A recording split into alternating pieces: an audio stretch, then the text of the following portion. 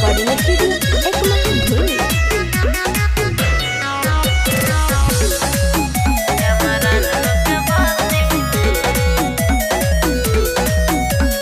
गेंदा के फूलवा से हो खता सजावट, सबके हो खुशी में नाचतावे गावत। गेंदा के फूलवा से हो खता सजावट, सबके हो खुशी में नाचतावे गावत। आज के दिन भइल रहे जनमवा, बहुजन लोग के हस्ती में। धूमधाम से मनता रविदास जयंती चमरान लोग के बस्ती में। धूमधाम से मनता रविदास जयंती चमरान लोग के बस्ती में।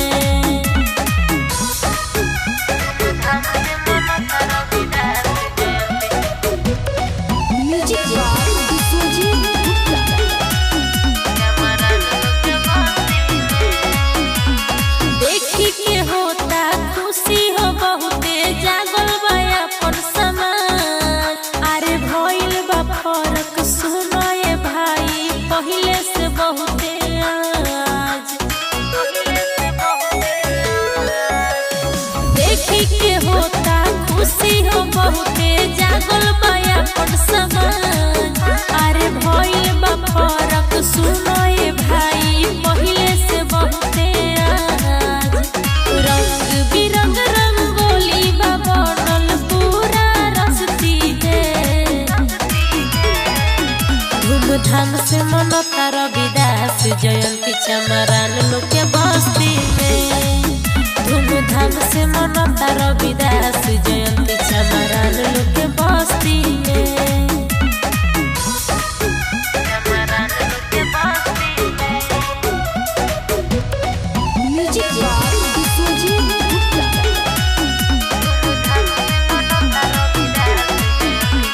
संतों के संत शिरोमणि के जाने पूरा जहानवा हो। केहू न भइल जग में इनका जैसन महानवा हो।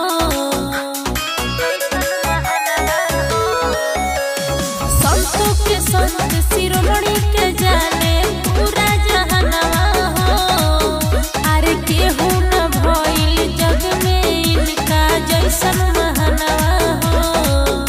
अरे डीजे पयाजू राजू मनीष देखो नाचेले मस्ती में।